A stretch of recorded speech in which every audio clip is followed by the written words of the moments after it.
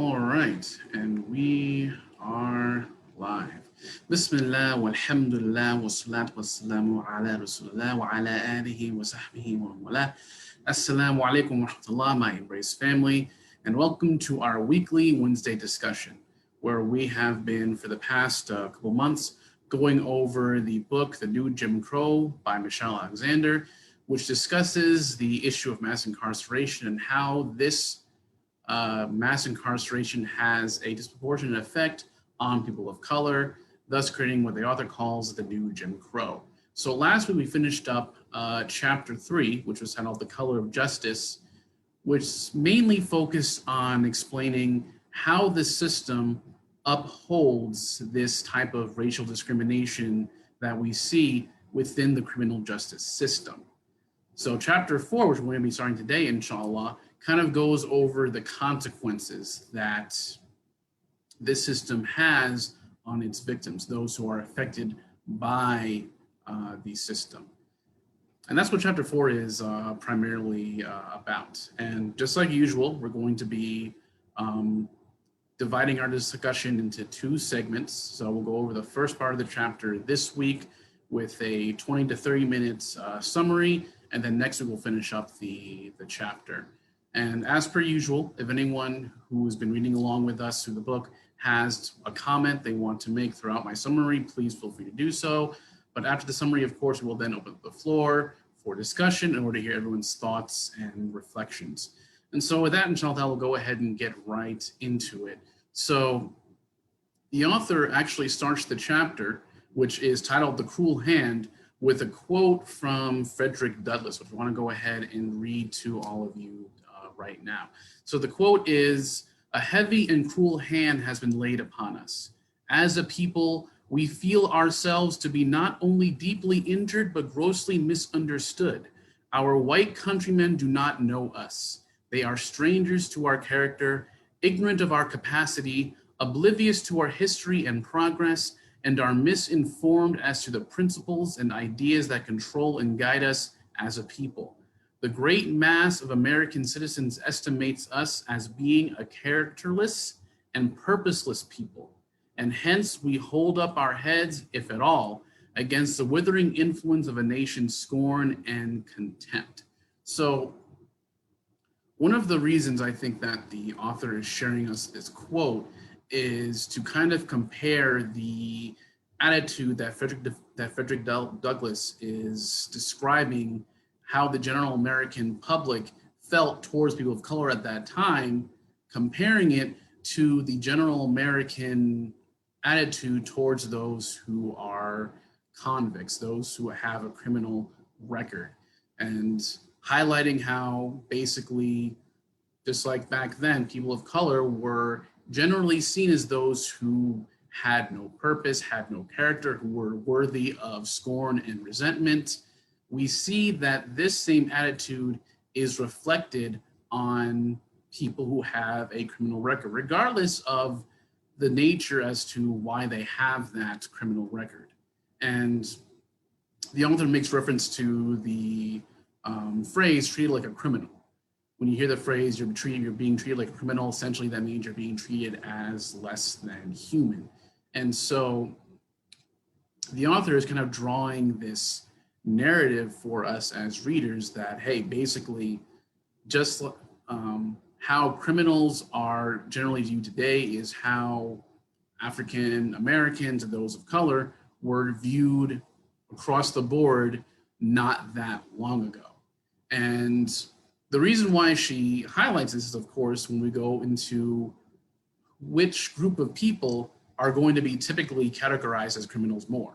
We discussed in the previous chapters how, factually speaking, the amount of arrests and convictions in the Black community is disproportionately much, much larger than those in other communities, especially those in the white community, even though crime rates are essentially the same.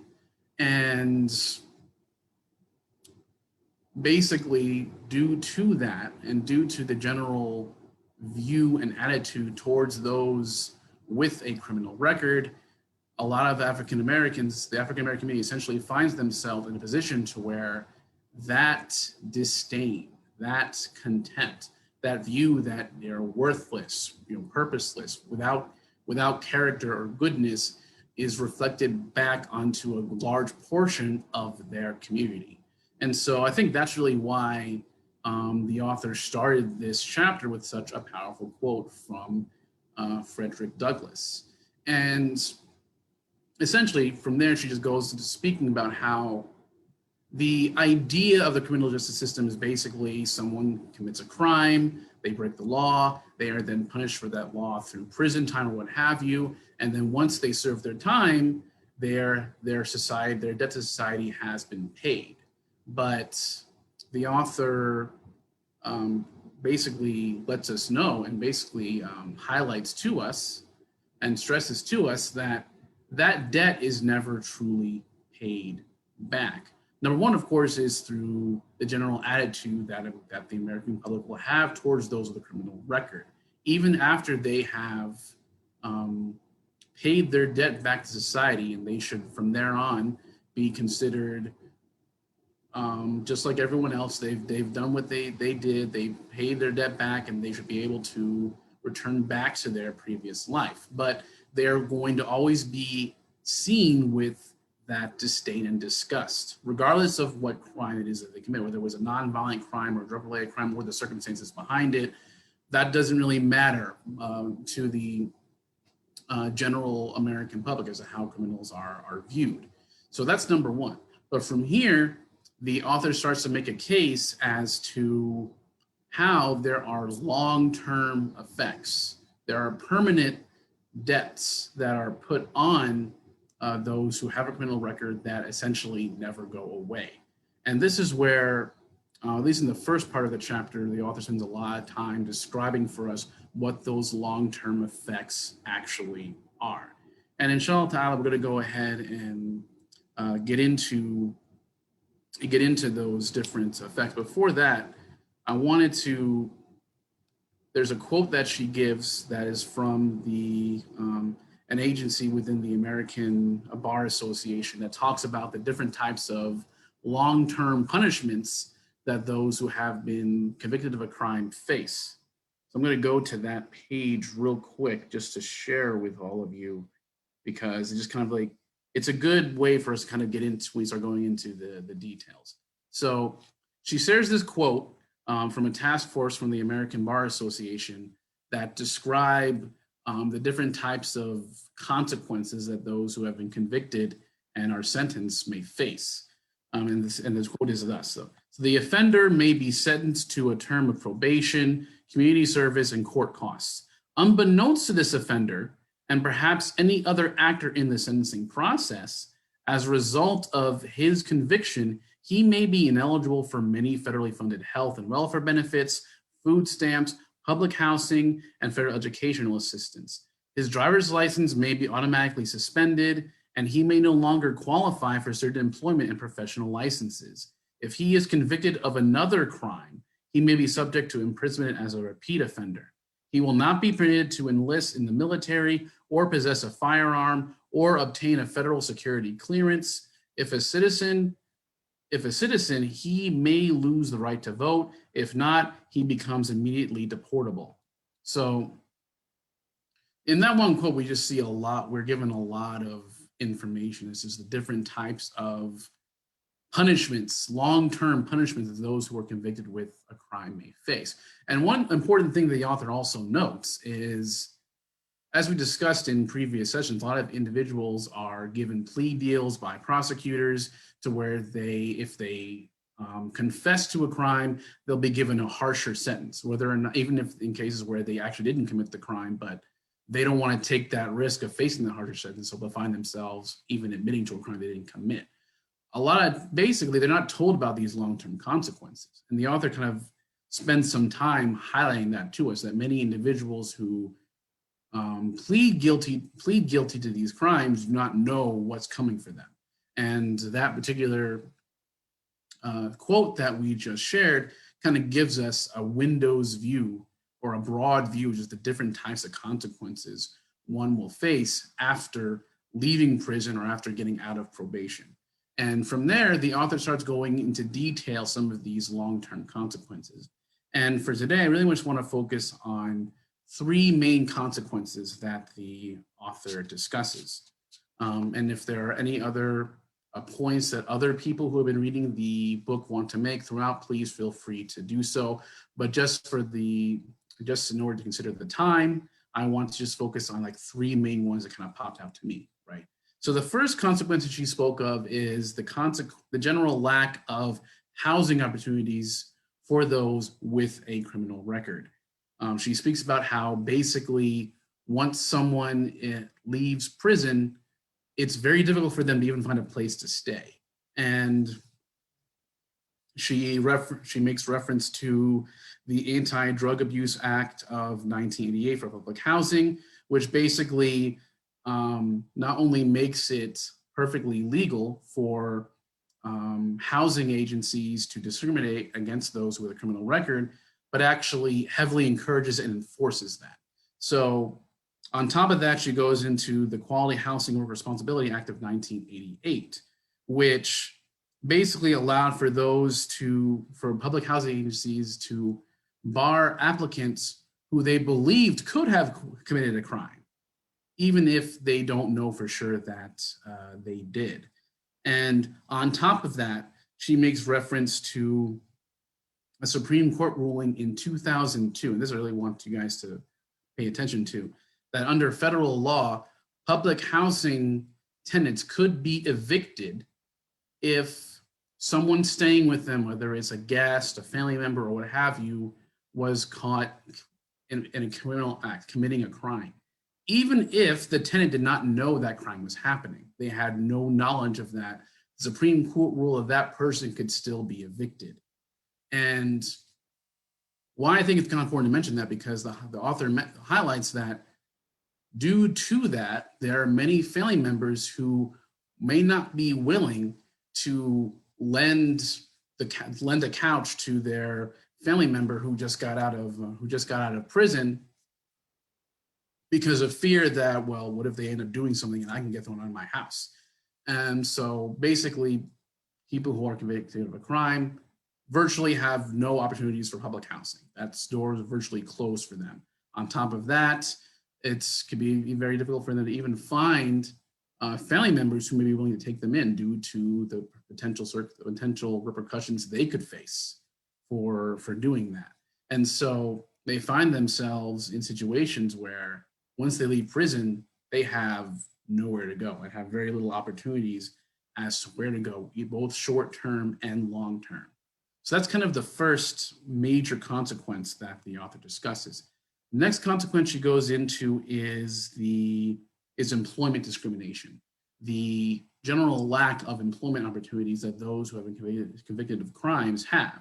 And I think a lot of us are very familiar with this particular consequence. As we know, whenever you fill a job application, you're always going to see that question: have you ever been convicted of a crime? This is on virtually every single job application. And she makes reference to a study that showed that basically, I think only around 40% of employers would even be willing to consider someone if they had a criminal record, regardless of whether or not the act that they were convicted for was relevant to their job position. It really didn't matter. As if they had that criminal record on them, they lose just a huge amount of potential employment opportunities. She also speaks about manufacturing jobs. So she highlights that manufacturing jobs, the jobs that usually require, they're labor intensive, doesn't require a lot of education.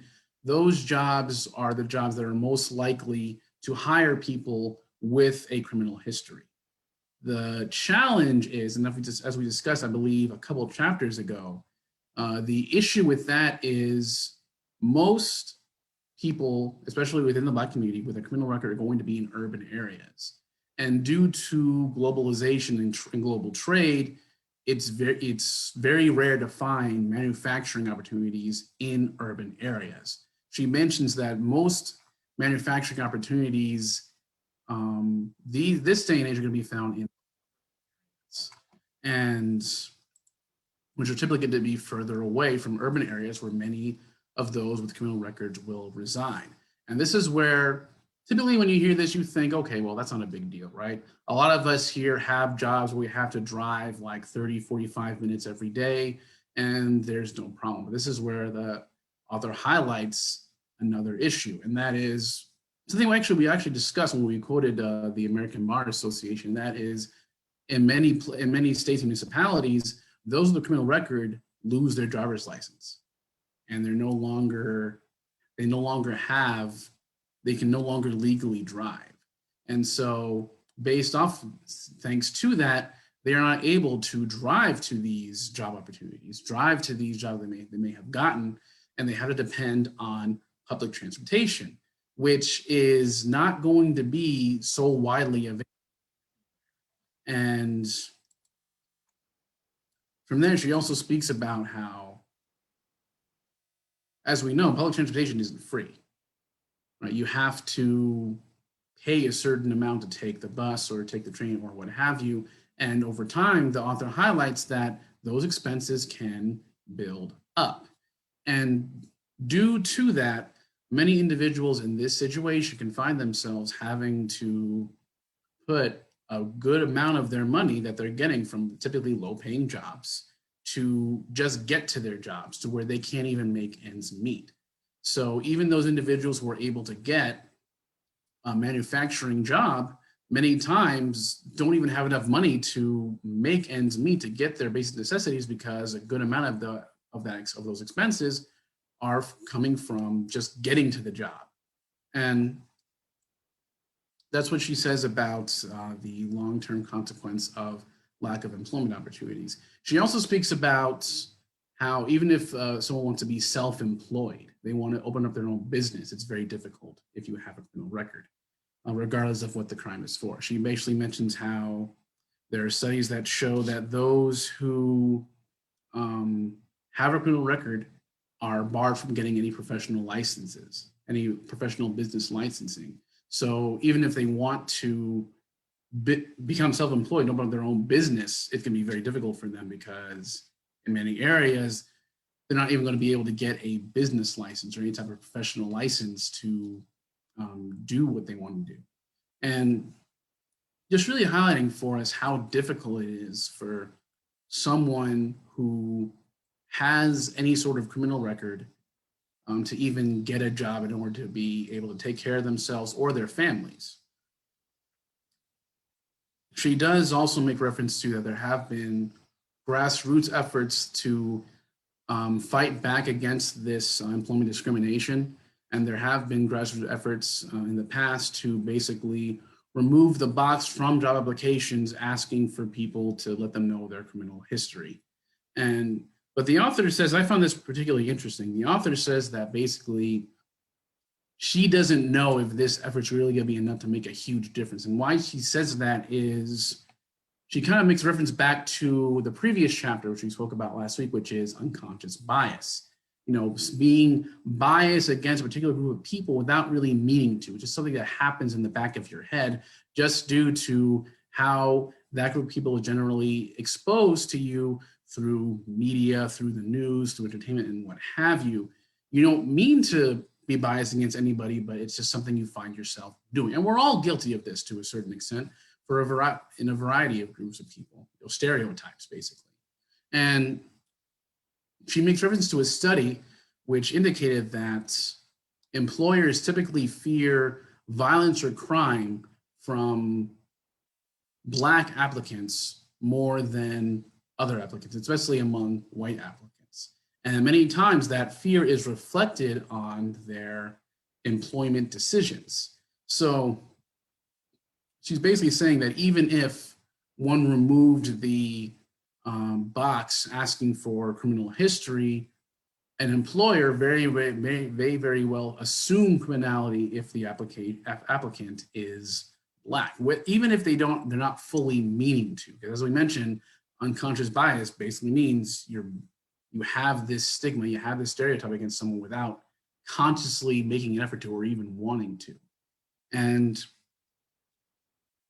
from this, she basically calls for elimination of that entire mindset. But of course, this is something that, and that she acknowledges is very difficult.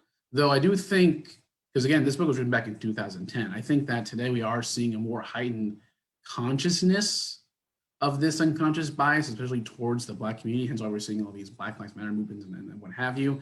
I do think that we are seeing a more heightened awareness towards this, but of course, I don't think there's much more work to be done.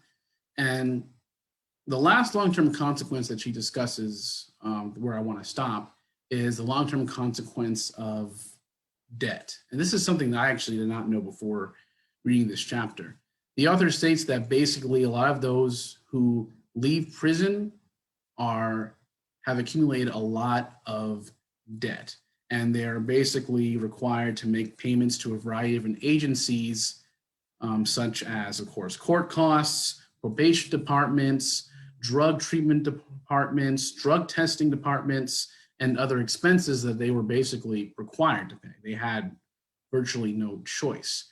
And she also makes reference to what she calls poverty penalties, where basically if someone is not able to pay all of these expenses and all these bills at once on time, the state can add on interest, late fees, payment plan fees, and all these other fees just to make it even more expensive, just because that person is too poor to pay all those bills at once. So based off of that, I really want us to kind of take a second to just really take all that in. So just imagine, you're someone who was convicted of a crime, whether or not you actually committed the crime.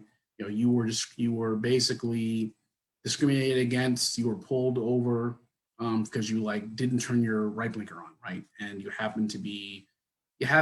look like a criminal because you happen to be Black, or you happen to be you happen to have darker skin, and you find yourself being given a plea deal, right? That, well, if we can only get this sentence, but if you don't plead guilty, you're going to get a much harsher sentence. And you're thinking about your family, you're thinking about, those who depend on you, and you don't want to take that risk. So you go ahead and take that plea deal, you go ahead and plead guilty, and so you find yourself, in prison for a little amount of time. Once you leave, you find yourself given all these bills that are like thousands of dollars. On top of that, it's very difficult for you to even find a place to stay because public housing is basically out the window. On top of that, it's difficult for you to even find a job in order for you to find your own place to stay and pay for it, and even take care of your basic needs. And so you find yourself, I think this is where you kind of find yourself in like this cycle. Right? And the author makes reference to this is when you're basically forcing someone after they've they apparently paid their debt back to society. You're giving them all these limitations, right? Including losing the right to vote and losing the right to be on a jury, which already kind of puts them in second-class status. You give them very little options to find a place to stay. Very little options to even make money for themselves to live. Many times, what's going to happen? They're going to go back to a place where they can make money, which is going to be found in the illegal market. And so hence why you'll find many times a good chunk of people, a good percentage of people who are in prison are repeated offenders because of just how little opportunities they are given. And so this is the system that the author is describing to us. And I think we really need to reflect on, again, I know I've mentioned this many other times, we really need to reflect on the effectiveness of this system and what are some alternatives that can perhaps be a much better, more effective means of establishing justice. Sister Mary, you have your hand up. Did you want to add something? Yeah, I just wanted to ask a question first. You mentioned about the law like in 2002 where if you have somebody who you don't even know had, like somebody in your family had a criminal record, that they themselves could get evicted. Is this something still, Quick clarification, Mrs. Mary. It's not not they had a record. Basically, it is that if someone was staying with the tenant and that person was caught committing a criminal act, like they were caught, doing drugs or whatever, that tenant could be evicted for that, even if they didn't know. Basically, the Supreme Court made that ruling, ruled that in 2002, when basically the author didn't go into vivid detail. Basically, it was brought to the state. The state first said, okay, this eviction is unconstitutional. This can't happen. The tenant had no idea about it, so he can't be held accountable for that. But the Supreme Court basically reversed that decision and said basically, no, they can be evicted, even if they didn't know that person was committing that crime. That's basically what it was saying. so this is a law that's in effect up till right now? That I'm not 100% sure. I would have to go and do some research to see if that ruling is still upheld. Yeah, okay. Yeah, because that seems like so unfair, and they're making it so hard, for the system to even help people. Right. Well, it's the whole mentality, right, of being tough on crime, right? It's just, Right. and it's something that, we've spoken about before. It's the idea that, you have to be tough on criminals, even those who are affected on criminals, to a degree to where tough on crime becomes more of like unforgiving on crime, and those who even maybe around those who commit crimes. But Okay, thank you. right, you have your hand up. Yeah, assalamu alaikum.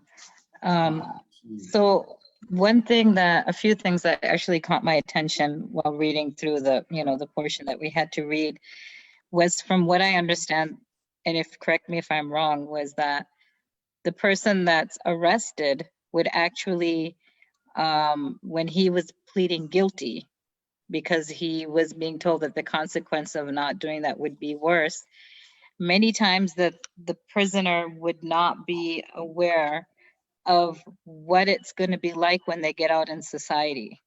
Am I correct? It seems like they don't have knowledge of the extent of it, of the different privileges that they won't have access to, like unemployment, like they won't be employed, or they won't have proper housing. They're not told of what could be, the potential result of, after serving their time in jail and pleading guilty and then having to get out, and how much of their citizen status almost would be kind of stripped from them. So when they do plead guilty, they get out ignorant, and then they suffer.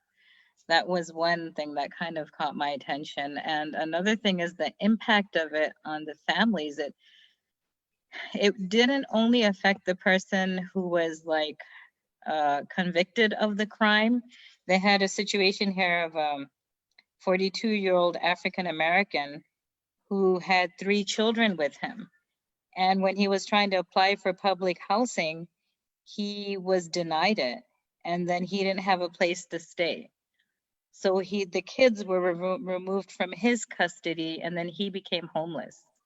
So it says he had served like 30 days in jail for whatever crime, the drug possession crime, but his punishment didn't end at that.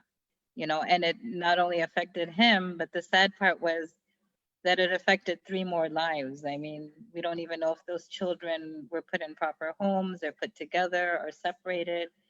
You have no idea of the impact of that situation on the kids. So it's a really, just reading through the chapter and kind of realizing it kind of was an eye opener of how serious the situation is. No, absolutely. And it's definitely very sad. Actually, there's one more thing I forgot to mention, and that was, when we go back to public housing, public housing agencies can also reject someone if they've been arrested, even if they were not convicted. If they've been arrested, public housing agencies could reject that. Is that called like a misdemeanor, just getting arrested? I think something like that, not even for misdemeanor. Like, they're basically not convicted of anything, but they were for one reason or another. A public housing agency could reject them just on the basis that they were arrested. And if we discussed in previous chapters that arrests are disproportionately much higher in Black communities than in white communities. And I think it also said that even for the employment, the place of employment also could say no based only on arrest, if I'm correct. I think I read for that situation too. I don't think I read about employment based on arrest, but I could be wrong. Or I maybe think it was public, but I'll double check. Yeah, that was something really concerning. no, absolutely. And Yeah. so, yeah, some really heavy stuff, guys. And I think we have to kind of think about how effective this type of system is. Sister Rashida, you have your hand up. Yeah, so I think one of the things, you pointed out is that society as a whole does not readily accept, people who have been incarcerated back into society.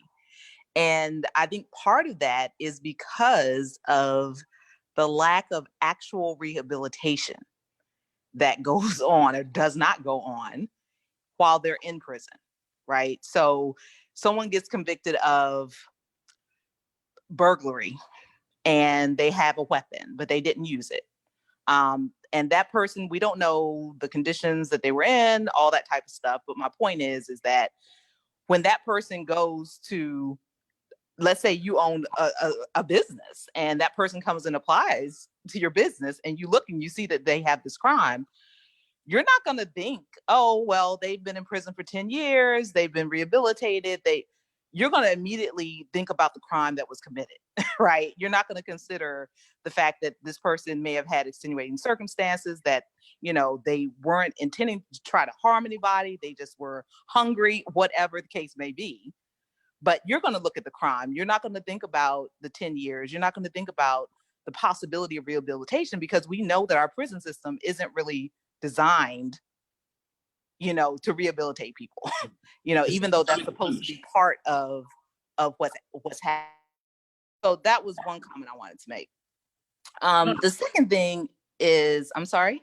You're absolutely right. It's more our prison system is like designed to punish, not really rehabilitate. Right. So I wanted to read something that was in the chapter. I'm hoping it was within our section that we were supposed to read. But it speaks to the injustice that we're trying to rectify, right? So she says, no other country in the world disenfranchises people who are released from prison in a manner even remotely resembling the United States. In fact, the United Nations Human Rights Committee has charged that U.S. disenfranchisement policies are discriminatory and violate international law. So what we're talking about here is injustice, right? We're not talking about someone who commits a crime and, should, spend a certain amount of time in prison, whatever. We're talking about the extent of that, first of all, how it's done, to your point about the over-policing in African-American communities, et cetera. But we're talking about, again, after they're released, the whole system. I mean, violation of international law, by the UN. So this is the kind of focus that I think, people who may come into the conversation or, wonder why we're having this conversation is because of the injustice of it. Right. So that's pretty much what I wanted to say. No, absolutely, Sister Odoshi. And I think the part you read is going to be on part 2 for next week. But still, that's very, very important case made. But unfortunately, no one can push around big boy U.S., right? So a lot of times UN resolutions, the U.S. doesn't even bat an eye. But that's definitely something I think very important to note, is that what we are talking about is injustice. Hence why I'm saying I think it's very important for us to reflect on these facts, reflect on these issues, and think, because I think I mentioned this many times. I think we need to question our criminal justice system. We need to question the effectiveness of it, right? In order to make sure that justice is properly established. Because as we mentioned many times, part of Islam is to establish justice, is to stand up for justice and equality. Well, and I'm sorry. No, go ahead, Just Sister. to- No, go yeah, I ahead. just wanted to add. So the last time when we were talking about bail and people who have to spend time in prison just because they are unable to make bail, and we, did some research, and of course there are organizations that help those who might need bail.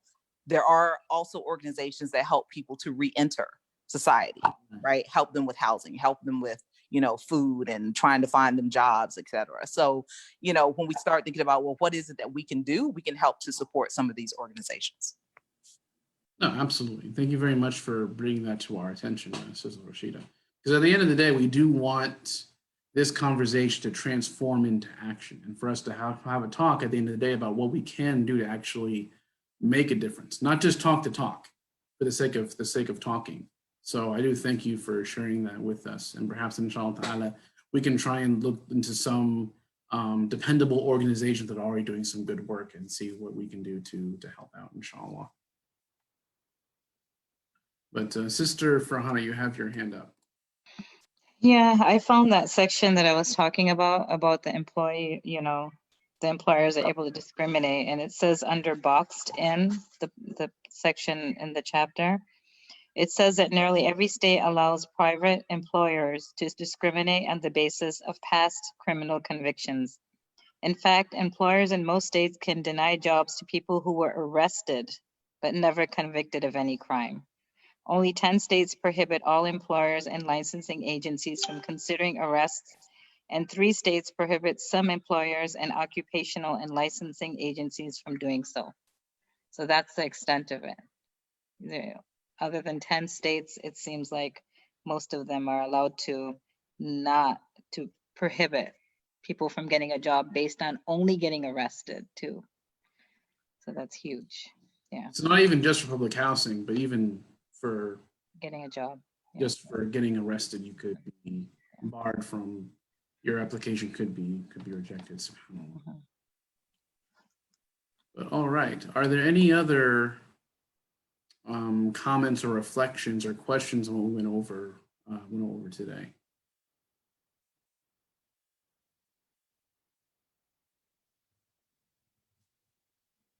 All right, if not, inshallah, we can go ahead and close a little early today. It is Maghrib time here in the central area. Sister Stacy, I see you unmuted. Did you unmute yourself? Did you have something you wanted to share? No, I just wanted to say thank you. That was all. I No had been problem. listening on mute. No problem. Thank you so much for joining, and hopefully, inshallah, we hope that you'll be able to join us next week as well, inshallah, to continue to listen in and be part of this very important conversation. But with that, we can go ahead and close a little early, inshallah. We'll pick up part next week. I believe we stopped at, I think it's page 152 or 153. So those of you who are reading along with us to pick up from page 152, 153, and just finish up the chapter from there. So that way, inshallah ta'ala, you'll be prepared for next week. With that, we'll go ahead and close. Allahumma subhanaka wa bihamdik ashhadu an la ilaha illa ant astaghfiruka wa atubu ilayk. Jazakumullahu khairan wa assalamu alaikum wa rahmatullahi wa barakatuh.